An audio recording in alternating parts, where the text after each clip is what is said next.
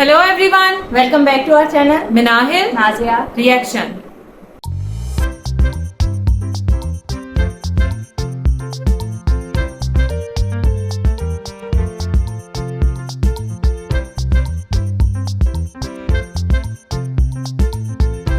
तो आज जिस वीडियो पे हम रिएक्शन देने जा रहे हैं उसका टाइटल है वीडियो का टाइटल है यूरोप में फिर जलाई गई कुरान और इनके चैनल का नेम है वायरल फैक्ट।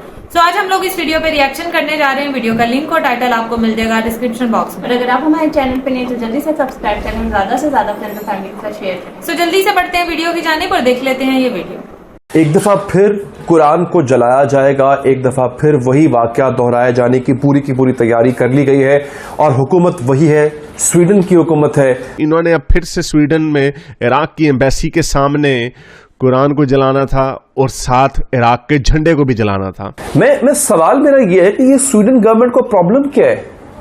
इससे जो कोई परमिशन मांगता है उसको परमिशन मिल जाती है, क्यों? और तो किसी चीज की परमिशन नहीं है। हम बहुत कुछ डिस्कस करते हैं, लेकिन एक ऐसा वाक़या पेश आया अफसोसनाक जिसको मैं यहाँ पे डिस्कस भी नहीं कर सकता डिटेल में। मैंने ख़ास तौर पे रिएक्शन देखा जो इंडिया की पब्लिक का है अक्रॉस द बोर्ड, वो इतनी शदीद मुज़म्मत मैंने शायद कभी। मैं अपनी पाकिस्तानी गवर्नमेंट से एक्सपेक्ट कर रहा था कि शायद इन्होंने इस्लाम का झंडा उठाया हुआ ना, पाकिस्तानी गवर्नमेंट ने, इन्होंने तो इस्लाम का किला है, हम इस्लाम के फौजी हैं और पाकिस्तान वाहिद इस्लामी एटमी ताकत है, लेकिन जो हिम्मत है ना वो टकेगी नहीं है इनके अंदर। तो बमशल ये है कि इनके अजीत डोवल साहब जो हैं वो सिक्योरिटी एडवाइजर हैं इंडिया के, वो ये दावा कर रहे हैं अपने इस क्लिप में कि मेरी पाकिस्तान के यहाँ पे 15 से 20 जो है लेफ्टिनेंट जनरल्स हैं, 15 से 20 सिक्योरिटी ऑफिसर्स, फिर कहते हैं lieutenant generals and over and above, जो इन्होंने कहा आमिर भाई ने कि उसके बाद तो 4 स्टार होता है। तो मेरी उनसे कोई 12 महीनों के दौर में, मतलब 1 साल के मुख्तलिफ पीरियड में मेरी मुलाकातें हुई हैं। अभी खबरें आ रही हैं कि स्वीडन की एम्बेसी के ऊपर मोमिनों ने फिर से धावा बोल दिया और उसको आग लगा दिया। बात करेंगे पाकिस्तानी पासपोर्ट के हवाले से, जहां पर हम देख रहे हैं कि मुसलसल तनज़्ज़ुली का शिकार है पासपोर्ट। मुसलसल तीसरे साल दुनिया का चौथा बदतरीन पासपोर्ट करार। इंडिया ने 1950s के अंदर IITs का जाल बिछाया, आज वो सैकड़ों बिलियन डॉलर कमा रहे हैं। हम $2.62 बिलियन पे बैठे हुए हैं और 2 से 3 बिलियन डॉलर के लिए हमें मारे मारे फिरना पड़ा IMF के साथ।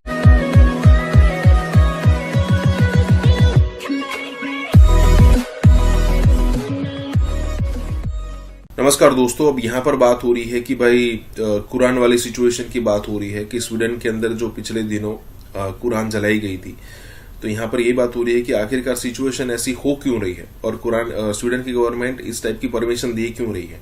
देखिए, अब सीधी सिंपल एक स्वीडन की बात नहीं है, पूरा यूरोपियन से ये अब पूरा यूरोप ये सोचने पर मजबूर है कि भाई इन सारे लोगों को ये हमने एंट्री देकर बहुत ही गलती कर दी है, क्योंकि जब आते हैं तब तो पूरा का पूरा साइन करके आते हैं कि भाई हम जो है इस कंट्री के सारे रूल्स एंड रेगुलेशन फॉलो करेंगे, लेकिन जब उनको सिटीजनशिप मिल जाती है तब इनकी दिक्कतें उसके बाद ही शुरू हो जाती है कि भाई हमें ये यहाँ पर क्रिएट करना है, हमें मस्जिदें बनानी है, हमें सड़कों पर नमाज पढ़नी है, फिर हमें ये दो, हमें फिर वो दो, और फिर धीरे धीरे करके वो एक एरिया करके कब्जाना शुरू कर देते हैं। यूके में भी कई सारे एरियाज ऐसे हो चुके हैं। कहने का मतलब ये है कि जब उन पर कुछ होता है ना तब उनको लगता है कि भाई ये नहीं होना चाहिए, लेकिन जब वो दूसरे कंट्रीज में जाकर दंगे भी सिंपल चीज हो गई है। देखिए, ये जियोग्राफी चेंज कर देते हैं वहां की, तब उनको कुछ नहीं लगता, मजा आता है उनको। देखिए हम कैसे कॉन्कर कर रहे हैं। इसी के साथ ही वीडियो शुरू करते हैं। और हाँ दोस्तों, एक और रिक्वेस्ट है आपसे कि कृपया करके हमें सुपर थैंक्स के माध्यम से मदद करना ना भूलें। एक दफा फिर कुरान को जलाया जाएगा, एक दफा फिर वही वाकया दोहराए जाने की पूरी तैयारी कर ली गई है और हुकूमत वही है, स्वीडन की हुकूमत है। कुरान जलाने का बाकायदा एक अमल, उसको दोहराने के लिए तैयारी कर ली गई है और स्वीडिश गवर्नमेंट ने इजाजत भी दे दी है। लेकिन इसके साथ साथ जो कुछ इराक में हुआ है वो आपके लिए जानना बहुत जरूरी है।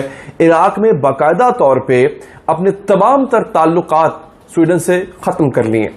इसके साथ साथ मुजाहिरीन ने जो स्वीडन की एम्बेसी के साथ किया, मैं आपको वही बताऊंगा।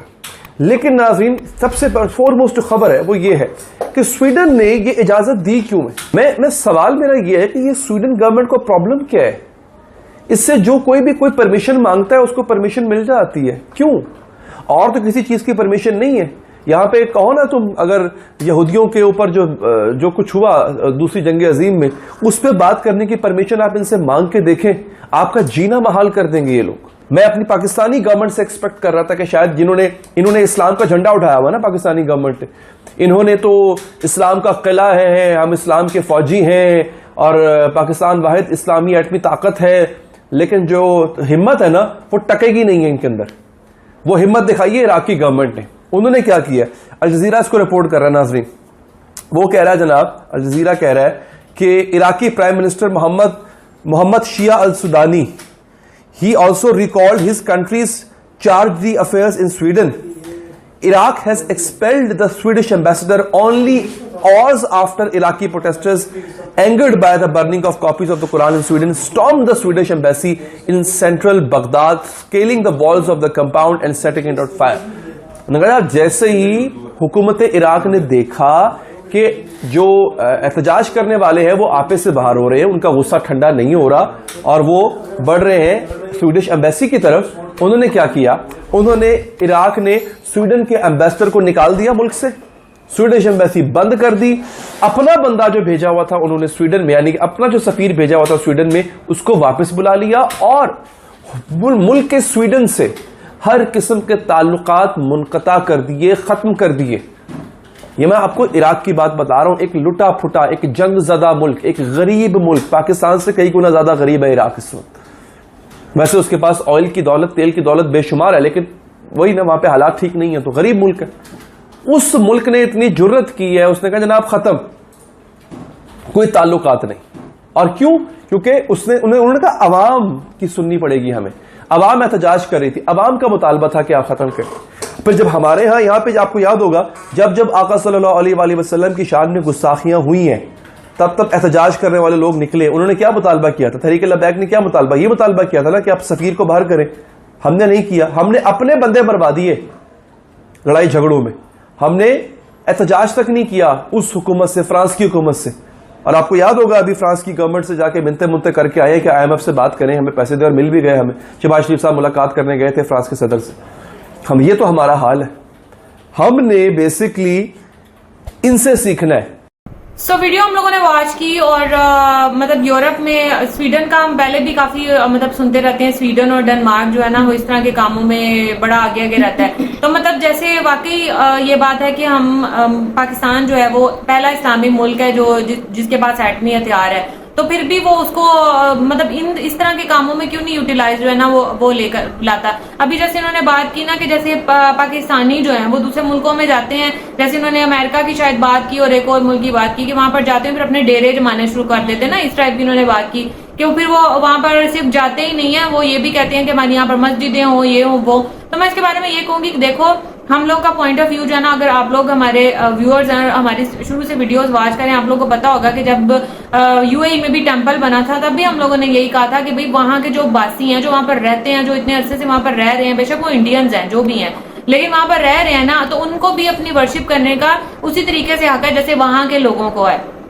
تو یہی میں پھر مسلمانوں کے لیے بھی یہ کہوں گی, بے شک وہ پھر پاکستانی ہوں یا کسی بھی دوسرے ملک سے گئے ہوں, اگر وہ یورپین کنٹریز میں جا رہے ہیں تو اسی طرح سے ان کو بھی اپنی عبادت گاہوں میں جانے کا اسی طریقے سے حق ہونا چاہیے. اگر وہ میجورٹی میں ہے, یعنی اگر اکا دکا ہے, تو پھر تو ظاہر سی بات ہے ان کو اپنے گھر میں بیٹھ کے آرام سے جیسے سب لوگ کر رہے ہیں ویسے کر لینی چاہیے. لیکن اگر وہ زیادہ تعداد میں ہیں تو ظاہر سی بات ہے ان کو بھی مسجد چاہیے, ان کو بھی اسی طریقے سے اسپیکر چاہیے, یا ان کو بھی اسی طریقے سے اپنی عبادت کرنے کا حق ہے. تو اگر وہ یہ کرتے ہیں, یعنی یہ ان کی بات یہ مطلب اس طریقے سے پورٹرے کر رہے تھے کہ وہ آ تو جاتے ہیں ویزا لینے کے لیے ایسے, لیکن جب وہاں پر ان کے پاؤں جم جاتے ہیں تو پھر وہ ڈیمانڈز کرنا شروع کر دیتے ہیں. تو میرے خیال سے یہ غلط نہیں ہے, میں اس کو غلط نہیں کہتی, کیونکہ یہ اگر بات ہندوز کے اوپر آتی ہے تو میرا پوائنٹ آف ویو ان کے لیے بھی سیم ہوتا ہے. میں یہ نہیں کہتی کہ مسلمانوں کو ہی ہر جگہ دوسرے ملکوں میں جا کر رائٹ ملنا چاہیے. ہندوز ہیں اگر ان کو بھی, اگر وہ اپنے مطلب جہاں پر ان کی مائنورٹی ہے وہ اگر دوسرے ملک میں جاتے ہیں ان کو بھی اسی طریقے سے ٹیمپل بنوانے کا یا اپنی ورشپ کرنے کا حق ہے. اگر سکھ ہیں تو ان کو بھی اسی طریقے سے حق ہے, اگر کرسچنز ہیں تو ان کو بھی اسی طریقے سے حق ہونا چاہیے.